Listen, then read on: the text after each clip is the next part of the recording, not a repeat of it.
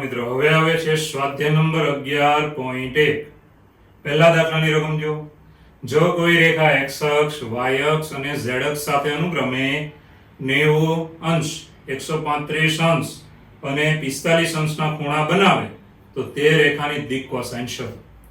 રેખા અક્ષો સાથે ખૂણા કેવા બનાવે છે?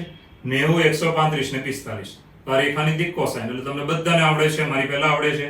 cos alpha cos beta cos gamma મેળવો એ આપણો શું થઈ જાય? જવાબ. ઓકે, તો અહીંયા જે ખૂણા આપ્યા છે એને નામ આપી દેવાનું આલ્ફા બીટા ને ગામા. જો આલ્ફા બરાબર 90, બીટા બરાબર 135 અને ગામા બરાબર કેટલા છે? 45. બરાબર છે 90 135 ને 45. હવે cos ના મૂલ્ય લઈ લેવાના માટે cos આલ્ફા cos 90 બરાબર કેટલા થાય? 0. રેડી? ચાલો cos બીટા cos 135. હવાના ભાગ પાડવા પડશે. 180 માઈનસ 45. તો cos 180 માઈનસ 45. 180 માઈનસ એટલે ચરણ બીજું, બીજામાં cos ઋણ છે માટે માઈનસ cos 45. હવે cos 45 ની કિંમત બધાને આવડે છે 1/√2. બરાબર છે? આ વર્તમાન કાઢી નાખ્યું, 180 ને કાઢી નાખો એટલે ચરણ પ્રમાણે નિશાની. ચરણ બીજું, બીજામાં cos માઈનસ છે એટલે માઈનસ cos 45. then cos 45 1/√2. તો આપણી કિંમત કેટલી થઈ? Minus 1/√2. Okay, and last one is cos gamma બરાબર cos 45 1/√2. આ ત્રણ કિંમત આપણને મળી ગઈ, 0 માઈનસ 1/√2 અને 1/√2. માટે રેખાની દિક્ કોસાઇન બરાબર કઈ છે? તો આ પ્રમાણે છે. જો 0 માઈનસ 1/√2 1/√2 છે. બરાબર છે? આ એની દિક્ કોસાઇન છે. તો કેટલું સહેલું છે, ખૂણા આપ્યા છે cos alpha cos beta cos gamma મેળવી લેવાના અને જે કિંમત આવે એ છે આપેલી રેખાની દિક્ કોસાઇન. ચલો મિત્રો આગળ વધીએ. દાખલા નંબર બીજો જો રકમ યામાક્ષો સાથે સમાન માપના ખૂણા બનાવતી રેખાની દિક્ કોસાઇન શોધો. યામાક્ષો સાથે સમાન માપના ખૂણા બનાવતી રેખાની દિક્ કોસાઇન શોધો. ઓકે, આપણે ધારી લઈએ છીએ કે રેખા અક્ષો સાથે અનુક્રમે આલ્ફા બીટા અને ગામા માપના ખૂણા બનાવે છે. ધારી લઈએ છીએ. ધારો કે બરાબર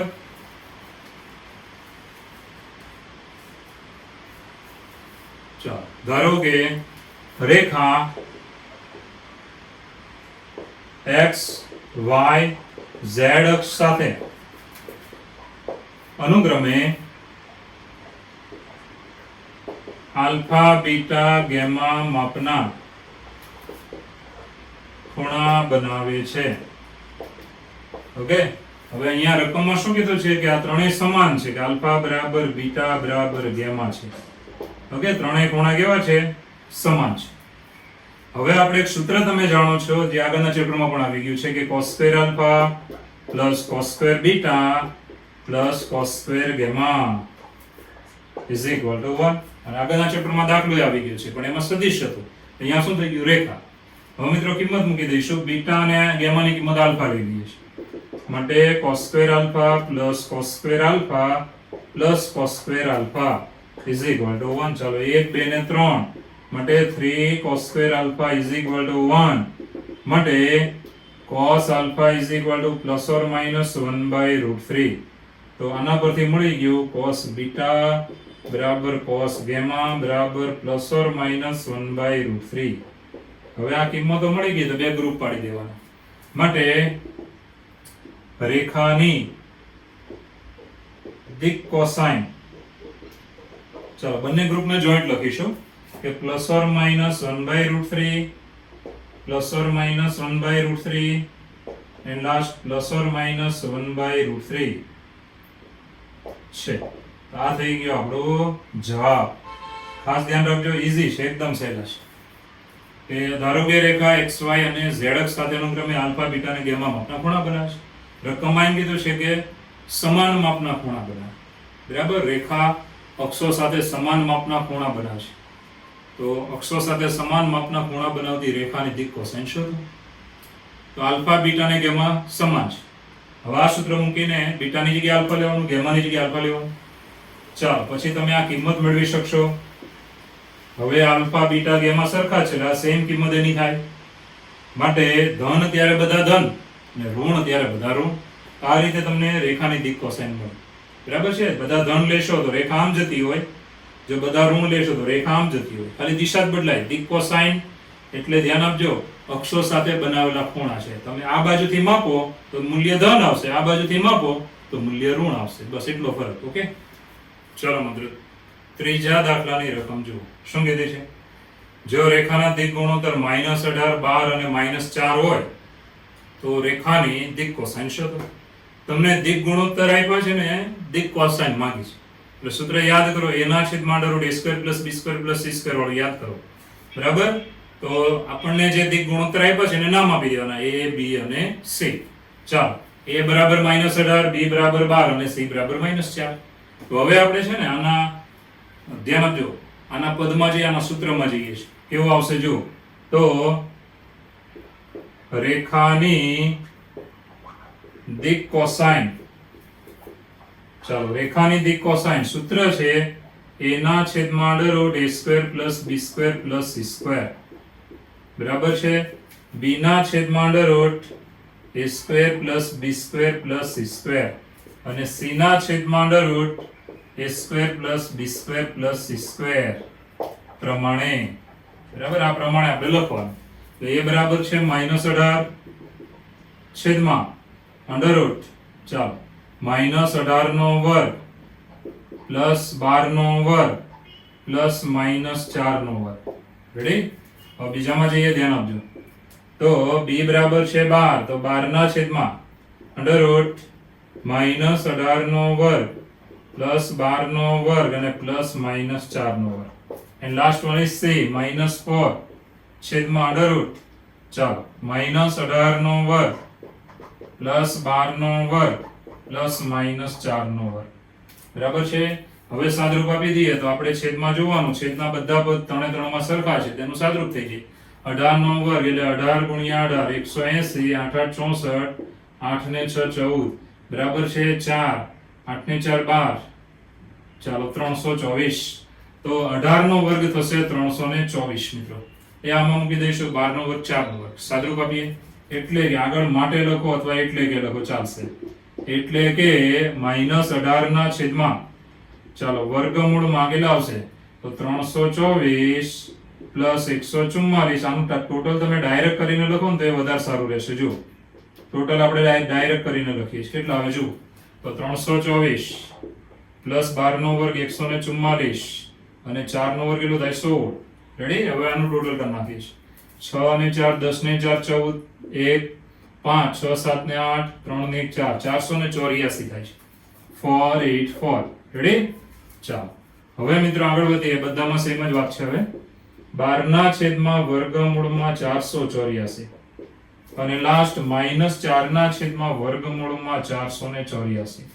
હવે 484 નું વર્ગમૂળ એટલે 22.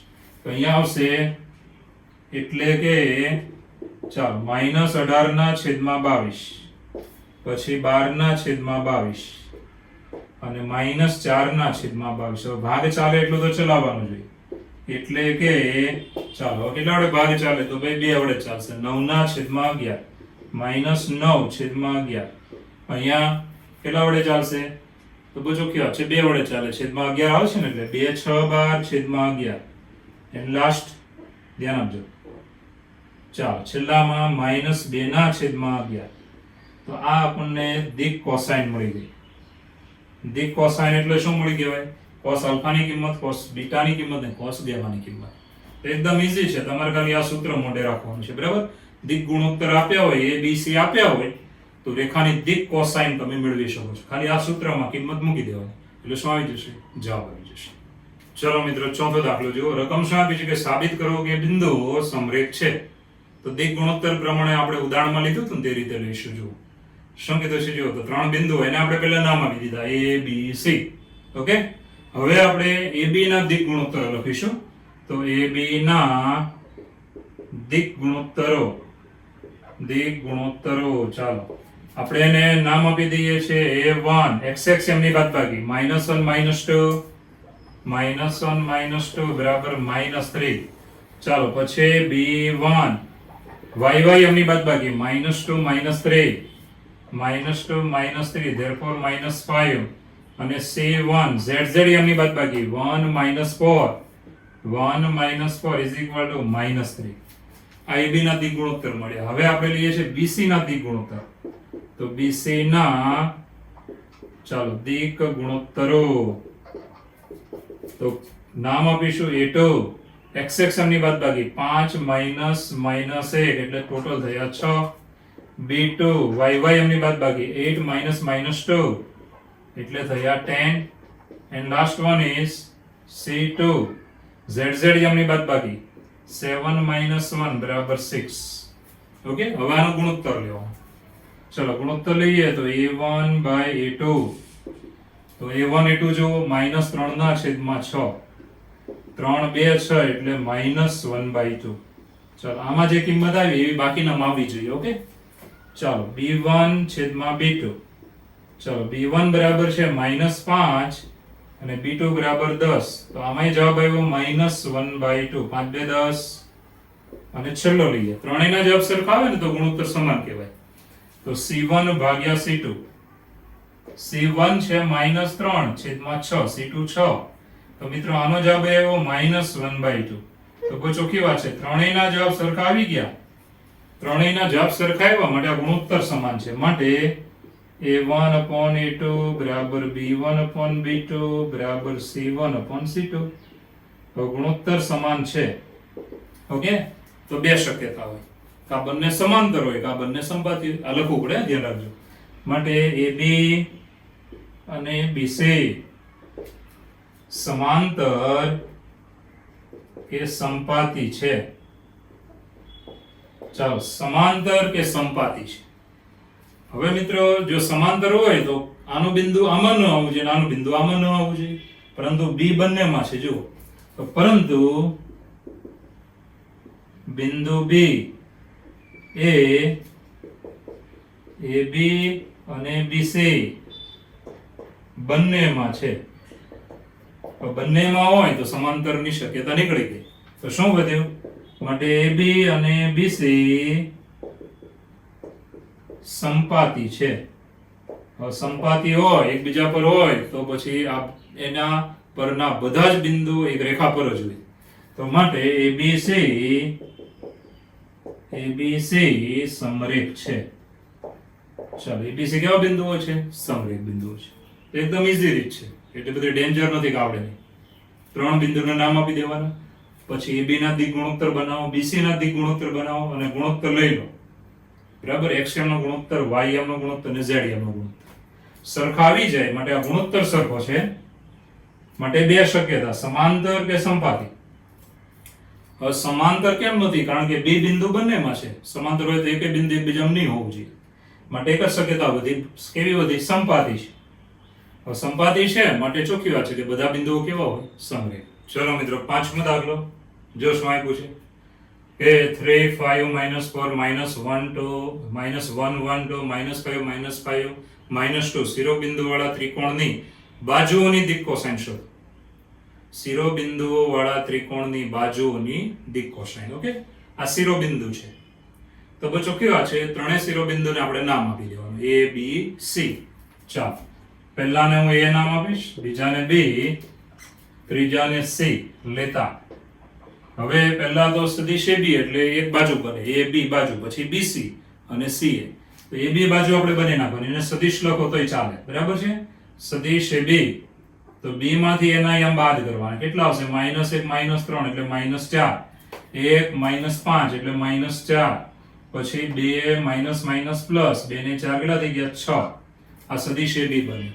હવે આવી રીતે bc બનાવવાનું. ધ્યાન આપજો, bc સદિશ bc c માંથી b ને બાદ કરવાનું. કેટલા આવશે? જો -5 માઇનસ પ્લસ એટલે -4, -5 માઇનસ એટલે -6. બરાબર છે.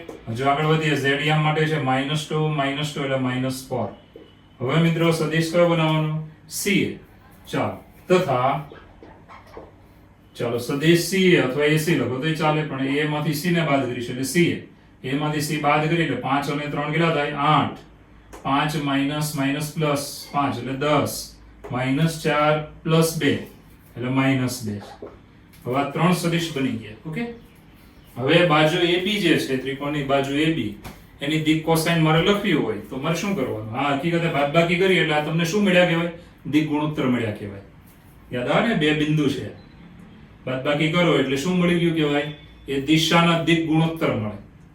એ દિશાના દિક ગુણોત્તર મળે. અને દિક ગુણોત્તર માટે હવે દિક કોસાઇન કેવી રીતે મેળવવાની? તો યાદ આવવું જોઈએ, a ના છેદમાં √ a² + b² + c², b ના છેદમાં c ના છેદમાં, એને શું કહેવાય? દિક કોસાઇન.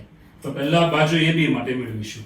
તો ચાલો બાજુ AB માટે બરાબર દિક કોસાઇન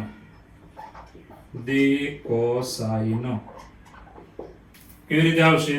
તો બહુ ચોખ્ખી વાત છે, સૂત્ર મૂકવાની જરૂર નથી, ડાયરેક્ટ આવી રીતે લખી શકો કે -4 ના છેદમાં √ ચાલો -4 નો વર્ગ પ્લસ -4 નો વર્ગ પ્લસ 6 નો વર્ગ. રેડી? ઇઝ ઇક્વલ ટુ આનું સાદુરૂપ આપી દેવાનું, કોઈ પ્રોબ્લેમ નથી. પછી બીજા તમે નીચે લખી શકશો. કેટલા આવશે? 4 નો વર્ગ 16, 32 અને 6 નો વર્ગ કેટલો થયો? 36. 32 અને 36 એટલે કેટલા થયા? 32 ને 36 68. વર્ગમૂળમાં 68. તો તમે કેટલા વડે આને ભાગી શકો? 4 વડે ભાગી શકો. જોવાનું તો 4 × 4 2 4 7 28 તો ભાગી શકાય. જો હકીકતે 4 વડે ભાગશો એટલે કેટલા આવ્યા? 27. જો 68 ભાગ્યા 4 4 × 4 બરાબર છે 2 28 4 7 એટલે 17. સોરી 17. તો અહીંયા આપણી પાસે આવશે, ધ્યાન આપજો, 28 28 0. હવે 17 તો 4 નો વર્ગમૂળ કેટલું આવશે? 2 આવશે. તો ઇઝ ઇક્વલ ટુ -4 ના છેદમાં 2 √ 17. તો અહીંયા થઈ ગયા, ધ્યાન આપજો, -2 ના છેદમાં વર્ગમૂળ 17. આવી રીતે. ઓકે, હવે આગળ વધીએ તો આપણે એક જ યામ લીધો. કયો લીધો? -4. હવે લેવાનું બીજો યામ. આ હકીકતે કોણ છે? A B C. તો A ના છેદમાં √ વાળું. હવે આવે B ના છેદમાં √ વાળું. ધ્યાન આપજો. તો B બરાબર કેટલા છે? -4 છેદમાં √ સેમ ટુ સેમ -4 નો વર્ગ પ્લસ -4 નો વર્ગ પ્લસ 6 નો વર્ગ બરાબર સેમ જવાબ આવે એટલે ડાયરેક્ટ લખી નાખવાનું. ચાલો, અને ત્રીજી દિક કોસાઇન લખીએ છીએ, ધ્યાન આપજો. અને ત્રીજી એટલે ત્રીજો યામ લેવાનો કેટલો છે? 6. તો 6 ના છેદમાં √ ચાલો -4 નો વર્ગ પ્લસ -4 નો વર્ગ પ્લસ 6 નો વર્ગ તો કેટલા થશે? વિચારો. તો બહુ ચોખ્ખી વાત છે કે સાદરૂપમાં આગળ વધીએ તો 6 ના છેદમાં ડાયરેક્ટ લખી નાખીએ છીએ સાદરૂપ જે તમે આગળ આપ્યું છે એટલે નો પ્રોબ્લેમ. 3 ના છેદમાં વર્ગમૂળ 17. તો મિત્રો બાજુ AB, ત્રિકોણની બાજુ AB ની દિક કોસાઇન આપણને કેવી મળી? તો -2 ના છેદમાં, ધ્યાન આપજો, -2 ના છેદમાં વર્ગમૂળ 17, -2 ના છેદમાં વર્ગમૂળ 17 અને 3 ના છેદમાં વર્ગમૂળ 17 છે. આમાં બોક્સ કરી નાખવાનું. બરાબર છે? તો દિક કોસાઇન મળી ગઈ છે આપણને. આ છે અને આ છે. હવે યાદ રાખજો, બે બિંદુમાંથી બાદબાકી કરો એટલે એ બે બિંદુને જોડતી જે પણ બાજુ બની છે ને એના દિક ગુણોત્તર કહેવાય. આને કહેવાય A B C. એટલે આપણું સૂત્ર કયું બન્યું? A ના છેદમાં √ a² b² c², b ના છેદમાં √ a² b² c² અને c એટલે 6 ના છેદમાં √ a² b² c². એટલે આ ત્રણ બોક્સ એ શું મળી ગઈ? દિક કોસાઇન. એટલે શું મળ્યું? બાજુ AB માટે cos α cos β cos γ. હવે આપણે બાજુ BC માટે આવું કરવાનું, પછી CA માટે કરવાનું, CA. ઓકે, હવે તમે ડાયરેક્ટ લઈ શકો છો, કોઈ પ્રોબ્લેમ નથી. હવે અહીંયા જે પદ હતા ને એવા જ પદ આ છે. જો -4 -6 વર્ગ કરશો એટલે તો એ જ થવાનું ને, સેમ ટુ સેમ. તો એને આપણે ડાયરેક્ટ લખી નાખીએ. તો બાજુ ચાલો BC માટે દિક કોસાઇન, દિક કોસાઇન ચાલો કેવી આવશે? જો દિક કોસાઇનો. ચાલો પહેલા તો -4 ના છેદમાં, તો છેદનું પદ તો સેમ જ આવવાનું, બંનેના પદ સરખા છે એટલે આપણે ડાયરેક્ટ લખીએ છીએ. કેટલા આવશે? જો તો -4 ના છેદમાં, ચાલો કેટલા આવ્યા હતા? આનું વર્ગમૂળ થઈને બહાર આવ્યું હતું ને આપણું જે 68, વર્ગમૂળ 68 એટલે 2 વર્ગમૂળ 17 ઇઝ ઇક્વલ ટુ ચાલો -2 ના છેદમાં વર્ગમૂળ 17. ચાલો આ પહેલી મળે. હવે બીજીમાં જઈએ છીએ. યામ છે -6 છેદમાં 2 વર્ગમૂળ 17. તો -3 ના છેદમાં વર્ગમૂળ 17. રેડી? આ બીજું મળી ગયું. એન્ડ લાસ્ટ -4 ના છેદમાં 2 વર્ગમૂળ 17. ભાગ ચાલી જાય એટલે -2 ના છેદમાં વર્ગમૂળ 17. તો આ ત્રીજું મળી ગયું. ચાલો, એટલે BC માટે cos alpha cos beta cos gamma દિક કોસાઇન. હવે મિત્રો ત્રીજા પદમાં જઈએ છીએ. ધ્યાન આપજો, ત્રીજું પદ છે આપણો. હવે તમારાને A B C સમજવાના. હવે તમે વિચાર કરો, આના વર્ગ કરીને સરળ કરી નાખો પહેલેથી તો કેટલા આવશે? 8 નો વર્ગ 64, 10 નો વર્ગ 100, 164 પ્લસ 4 એટલે 168. 168 આવ્યા. ધ્યાન આપજો, 168 આવ્યા એટલે તમારે ભાગ ચાલે છે 4 વડે ગણીએ જોવાનું. બરાબર છે? 168. ચાલો 168. તો 4 વડે ભાગ ચાલશે. જો 4 4 16. બરાબર છે? ઉપરથી 8, 4 2 8. રેડી? 0. એટલે 4 ગુણ્યા 42 થાય 168 બરાબર 168 બરાબર.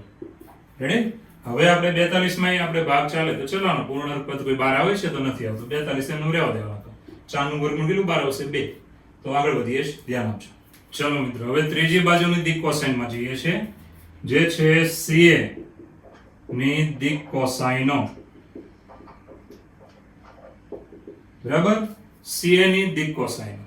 તો બહુ ચોખ્ખી વાત છે કે આને આપણે A B અને C સમજવાના. તો A ના છેદમાં એટલે 8 ના છેદમાં √ ચલો ત્રણેયના વર્ગનો સરવાળો 10. 8 નો વર્ગ પ્લસ 10 નો વર્ગ પ્લસ -2 નો વર્ગ. સાદરૂપ આપી દઈએ તો 8 ના છેદમાં √ કેટલા આવ્યા હતા? 168. 168. 4 વડે ભાગ ચાલી ગયો. 4 નું વર્ગમૂળ 2 12 આવશે. 8 ના છેદમાં 2 વર્ગમૂળ 42. 4 4 16, 4 2 8. 2 વડે ભાગ ચાલશે એટલે 2 4 8. 4 ના છેદમાં વર્ગમૂળ 42. બરાબર છે? આ મળી ગયું આપણને દિક કોસાઇનમાં cos આલ્ફા મળ્યું કહેવાય. ચાલો હવે y આમ લેવાનો 10. તો b ના છેદમાં √ સેમ ટુ સેમ પદ. 8 નો વર્ગ પ્લસ 10 નો વર્ગ પ્લસ -2 નો વર્ગ. બરાબર છે? ઇઝ ઇક્વલ ટુ 10 ના છેદમાં સીધું જ હવે અહીંયા તમે આ પદ લઈ શકશો 2 વર્ગમૂળ 42. ચાલો 5 ના છેદમાં વર્ગમૂળ 42 છે. અને લાસ્ટ છેલ્લું. ચાલો છેલ્લું આમ જો -2. -2 ના છેદમાં √ 8 નો વર્ગ પ્લસ 10 નો વર્ગ પ્લસ -2 નો વર્ગ.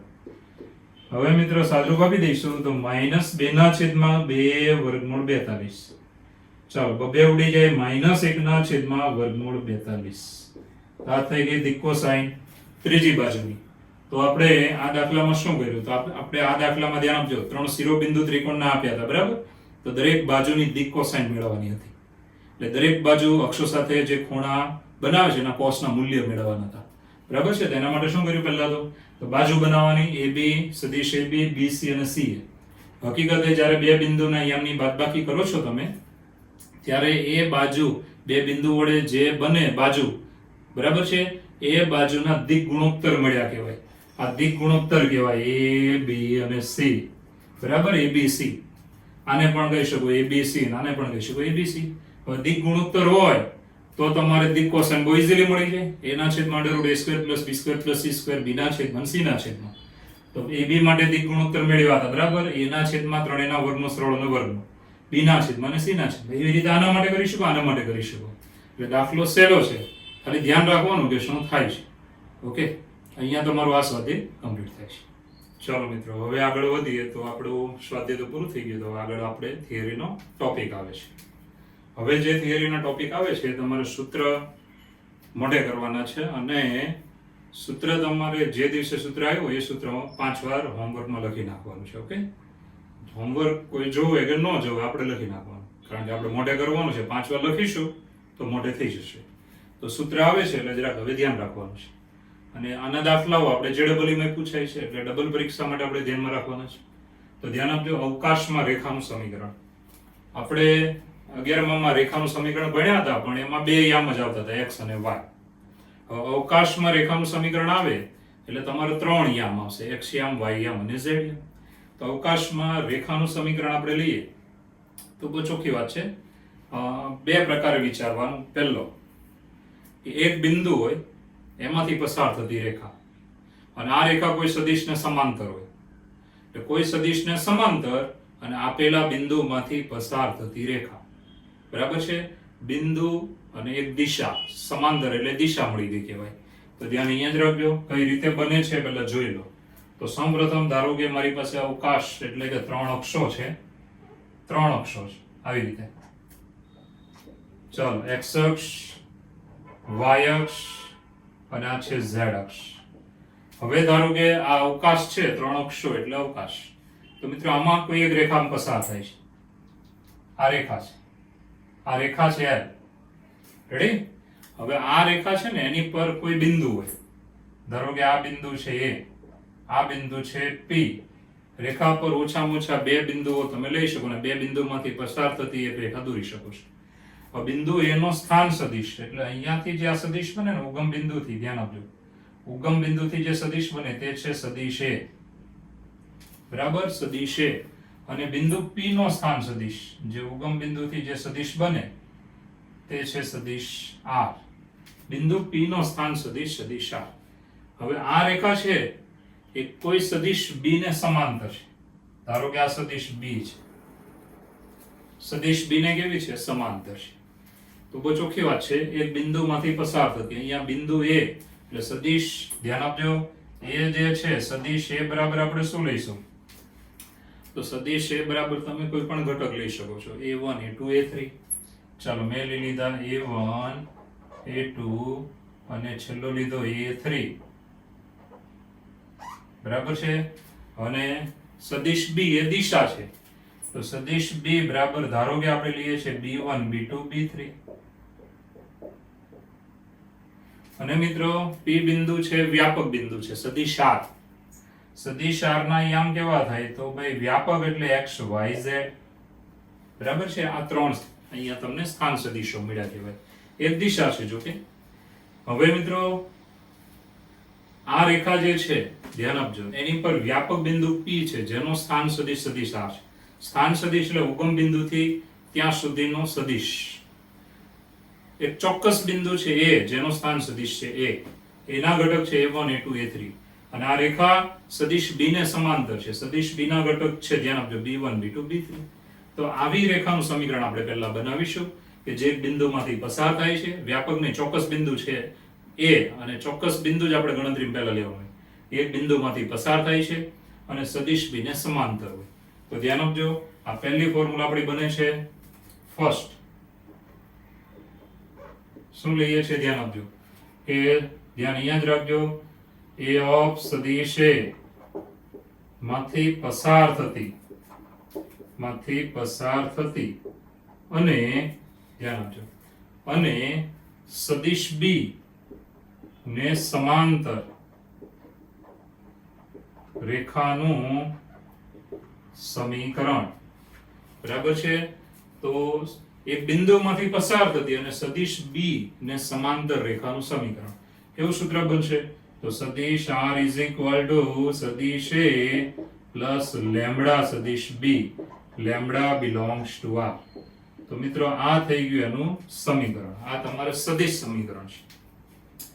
હવે મિત્રો સદિશ સમીકરણ છે એટલે તમારે સીધું જ આ સદિશ જ તમારે મૂકવાનું થાય. ઓકે, આવી રીતે સદિશ A સદિશ B મૂકી દો એટલે શું આવી જશે? જવાબ આવી જશે. હવે ધારો કે તમને એમ કીધું હોય કે આને કાર્તિજીય સ્વરૂપમાં ફેરવો, તો તમારે શું કરવાનું કે આ જે મેં સદિશના ઘટકો લખ્યા છે તે આમાં લઈ લેવાના, સરખાવી દેવાના. સદિશ R બરાબર શું? x y z. સદિશ A બરાબર શું? A1 A2 A3. સદિશ B બરાબર શું? B1 B2 B3. પછી સરખાવીને લેમ્બડાને કરતા બની નાખવાનું. બરાબર છે? તો ધ્યાન આપજો કઈ રીતે આવે, બહુ ચોખ્ખું છે કે સદિશ R બરાબર શું છે? તો આપણી પાસે ઘટક છે x y z. સદિશ A બરાબર શું છે? તો A1 A2 A3 plus lambda સદિશ B બરાબર શું છે? તો તમે જોઈ શકો B1 B2 B3. રેડી? આમાં કિંમત જ મૂકી છે. હવે આપણે જમણી બાજુએ સાદરૂપ આપી દેવાનું. ચાલો પહેલો ઘટક આવી રીતે. હવે બીજો ઘટક A2 પ્લસ લેમ્બડા B2. ત્રીજો ઘટક A3 પ્લસ લેમ્બડા B3. હવે મિત્રો બંને બાજુ સરખાવી દેવાનું. Therefore x is equal to A1 plus lambda B1. ચાલો y બરાબર a2 પ્લસ લેમ્બડા b2 અને z બરાબર a3 પ્લસ લેમ્બડા b3 આ બંને બાજુએ સરખાવી દીધું x યામ y યામ z યામ. હવે મિત્રો લેમ્બડાને કરતા બનાવીએ તો શું આવે? x માઇનસ a1 છેદમાં b1 બરાબર લેમ્બડા. બરાબર છે, આ પહેલું મળ્યું. ચલો આવી રીતે બીજું કે y માઇનસ a2 છેદમાં b2 બરાબર લેમ્બડા. લેમ્બડા વાસ્તવિક સંખ્યા છે જે આપણે અહીંયા લખીએ ને તેવી રીતે. ચાલો લાસ્ટ z માઇનસ a3 છેદમાં b3 બરાબર લેમ્બડા. તો મિત્રો ત્રણેયમાં લેમ્બડા છે એટલે તમે સરખાવી શકો છો. માટે રેખાનું કાર્તેજીય સમીકરણ કેવું આવ્યું? x માઇનસ a1 છેદમાં b1 બરાબર y માઇનસ a2 છેદમાં b2 બરાબર z માઇનસ a3 છેદમાં b3. તો મિત્રો આ થઈ ગયું કાર્તેજીય સમીકરણ. તો આ થિયરીની રીતે મેં તમને બનાવતા શીખવાડ્યું પણ તમારે મોઢે રાખવાનું છે. આને કહેવાય સદિશ સમીકરણ. ધ્યાન આપજો, કેવું? સદિશ સમીકરણ. સદિશ સમીકરણ. અને આને કેવું કહેવાય? કાર્તેજીય. બરાબર છે? તો મિત્રો બરાબર છે, ધ્યાન આપજો. મોઢે રાખવાના છે આ બંને, અને મોઢે ન રહે તો બનાવતા શીખો. શું સમીકરણ હતું? a ઓફ સદિશ a એટલે સદિશ બિંદુ a નો સ્થાન સદિશ સદિશ a છે એમાંથી પસાર થતી અને કોઈ સદિશ b ને સમાંતર રેખાનું સમીકરણ. સદિશ r બરાબર સદિશ a પ્લસ લેમ્બડા સદિશ b. કેમ લેમ્બડા સદિશ b લખ્યું? કારણ કે સદિશ b અહીંયા લીધો, અહીંયા તમે લઈ શકો સમાંતર, એટલે એની જગ્યા બદલાય તો સમાંતર જ રહેવાનો છે. સમાંતર એવી રીતે ગમે ત્યાં લઈ શકો છો, ઉપર લઈ શકો, નીચે લઈ શકો, સમાંતર હોવો જોઈએ. એટલે લેમ્બડા બદલાશે એમ એનું સ્થાન બદલાય પણ રે સમાંતર. માટે આ સૂત્ર તમને ઇઝીલી યાદ રહી જાય કે સદિશ a પ્લસ લેમ્બડા સદિશ b. આને સદિશ સ્વરૂપે રેખાનું સમીકરણ કહેવાય. હવે કાર્તેજીય સ્વરૂપે બહુ ઇઝી. જો સદિશ r એટલે xyz, સદિશ a રેખા પરનું બિંદુ a1 a2 a3 અને સદિશ b એને સમાંતર હતો એટલે સદિશ b b1 b2 b3. સૂત્ર કેવું બન્યું? x માઇનસ a1 છેદમાં b1 બરાબર x માઇનસ a2 છેદમાં b2 બરાબર x માઇનસ a3 છેદમાં b3. તો મિત્રો આ બે સમીકરણ તમારે મોઢે રાખવાના. આ બે સમીકરણ ક્યારે વાપરવાના?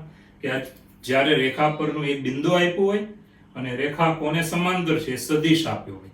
રેખા પરનું બિંદુ આપ્યું હોય અને રેખા કોને સમાંતર છે તે સદિશ આપ્યો હોય. આ બે વસ્તુ આપી હોય ત્યારે તમારી પાસે માંગ્યું હોય સદિશ સમીકરણ મેળવો, કાર્તેજીય સમીકરણ મેળવો. એટલે આ બંને સૂત્રનો ઉપયોગ કરો એટલે શું આવી જાય? જવાબ. ચલો મિત્રો આમાં બીજો પોઈન્ટ, બે બિંદુઓ a ઓફ સદિશ a અને b ઓફ સદિશ b માંથી પસાર થતી રેખાનું સમીકરણ. હવે આપણે એવી રેખા છે કે જેની પરના બે બિંદુ તમને ચોક્કસ બિંદુ આપેલા છે અને એક વ્યાપક બિંદુ છે. જુઓ, ચોક્કસ બિંદુમાં a છે, ચોક્કસ બિંદુ b છે અને વ્યાપક બિંદુ p છે. a ના યામ x1 y1 z1 લઈશું, b ના યામ x2 y2 z2 લઈશું અને p ના યામ xyz. વ્યાપક છે માટે xyz. તો આ ત્રણ બિંદુ છે પણ હકીકતે બે ચોક્કસ બિંદુ છે. p તો ગમે ત્યાં બદલાઈ શકે. એટલે ચોક્કસ બિંદુ આપ્યા હોય ત્યારે પસાર થતી રેખાનું સદિશ સમીકરણ પહેલા લખીશું. એકદમ ઈઝી કે સદિશ r બરાબર સદિશ a પ્લસ લેમ્બડા ઇન્ટુ સદિશ b માઇનસ સદિશ a. Lambda belongs to r. તો મિત્રો આ સૂત્ર તમારે મોઢે રાખવાનું. જો પેલા જેવું જ છે, ખાલી અહીંયા લેમ્બડાની સાથે કોણ આવ્યું? સદિશ b માઇનસ સદિશ a. આગળ ખાલી શું હતું? સદિશ b જ હતો, માઇનસ a નહોતો. બરાબર છે? એટલે આ બંને સેમ જ છે. આગળ ને આ ખાલી અહીંયા બાદબાકીથી દિશા નક્કી થઈ ગઈ. હવે મિત્રો કાર્તેજીય સમીકરણ તથા કાર્તેજીય સમીકરણ. ચાલો કાર્તેજીય સમીકરણ એકદમ ઈઝી, જેમ આગળ મેં બનાવતા શીખવાડ્યું તેમ બનાવી શકો છો. આ ત્રણ સદિશામાં મૂકીને એટલે ડાયરેક્ટ જે 11 માં આવ્યું તેના જેવું જ છે. કેવું છે? તો x માઇનસ x1 છેદમાં x2 માઇનસ x1 બરાબર y માઇનસ y1 છેદમાં y2 માઇનસ y1 બરાબર z માઇનસ z1 છેદમાં z2 માઇનસ z1. તો મિત્રો આ છે કાર્તેજીય સમીકરણ. આ બે સમીકરણ આના મોઢે રાખવાના. બરાબર છે? બે ભિન્ન બિંદુમાંથી પસાર થતી રેખાનું સદિશ સમીકરણ અને આ છે કાર્તેજીય સમીકરણ. હવે આટલું તો તમારે 11 માં આવી ગયું ને, અહીંયા ખાલી z આમ વધારવાનું છે. ઓકે, ચલો મિત્રો ઉદાહરણ નંબર 6. બિંદુ 5 -4 માંથી પસાર થતી અને સદિશ ને સમાંતર રેખાનું સદિશ અને કાર્તેજીય સમીકરણ મેળવો. એટલે પહેલી ફોર્મ્યુલા, એક બિંદુ આપ્યું છે અને એમાંથી પસાર થતી રેખા મેળવવાની છે. આ રેખા એક સદિશને કેવી છે? સમાંતર છે. તો સૂત્ર તમને યાદ હોવું જોઈએ. સદિશ r બરાબર સદિશ a પ્લસ લેમ્બડા સદિશ b. આ કયું થયું? સદિશ સમીકરણ. હવે કાર્તેજીય કેવું આવે? x minus a1 upon b1 બરાબર x minus a2 upon b2 બરાબર x minus a3 upon b3. તો અહીંયા a1 a2 a3 એટલે આ બિંદુ લેવાનું, b1 b2 b3 એટલે આ સદિશમાંથી ઘટક લઈ લેવાના રહેશે એના. તો આવી રીતે સૌપ્રથમ સદિશ a બરાબર જે ચોક્કસ બિંદુ આપ્યું છે આપણને 5 2 minus 4, આને આમ લખવાનું 5i caret plus 2j caret minus 4k caret. બરાબર છે. પછી સદિશ b જે દિશા છે અને સમાંતર આપણે રેખા છે, ધ્યાન આપજો. શું આપી છે? 3i caret plus 2j caret minus 8k caret. આને આમ લખી શકો 3 2 minus 8. ઓકે. હવે બહુ ચોખ્ખી વાત છે કે ઘટક આના જે છે સદિશ એના ઘટકને આપણે કહીશું a1 a2 a3. આના ઘટકને કહીશું b1 b2 b3. બરાબર છે. જોઈ લો a1 a2 a3 b1 b2 b3. હવે મિત્રો આગળ વધીએ તો પહેલા તો રેખાનું સદિશ સમીકરણ. ચાલો, રેખાનું સદિશ સમીકરણ કેવું સૂત્ર છે? તો એકદમ ઈઝી કે સદિશ r બરાબર સદિશ a પ્લસ લેમ્બડા સદિશ b. Lambda belongs to r પ્રમાણે. ચાલો, આ પ્રમાણે ખાલી આપણે મૂકવાના, સાદરૂપ નહીં આપવાનું.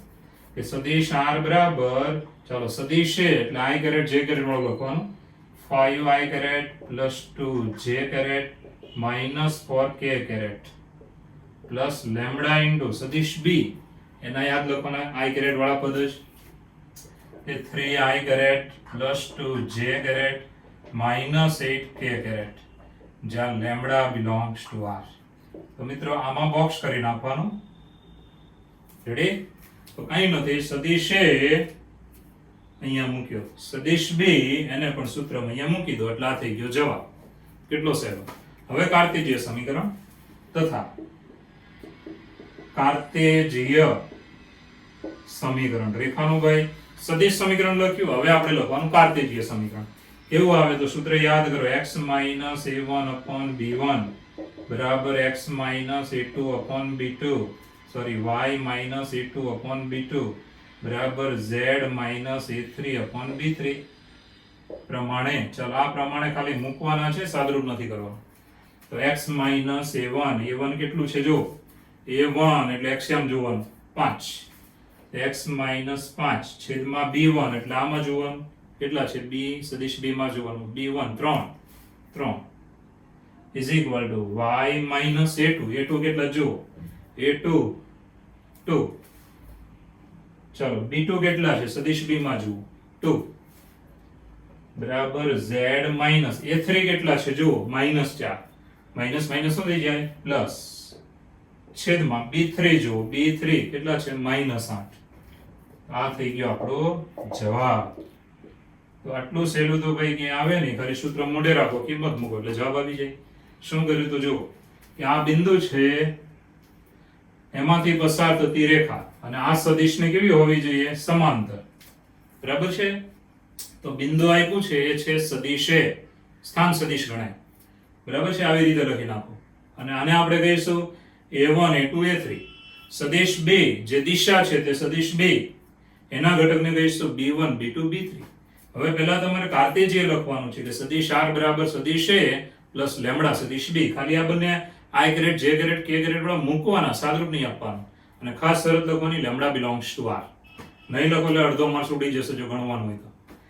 કાર્તેજીય સમીકરણ તો સૂત્ર મોઢે રાખવાનું, x minus a1 upon b1 બરાબર y minus a2 upon b2 બરાબર z minus a3 upon b3.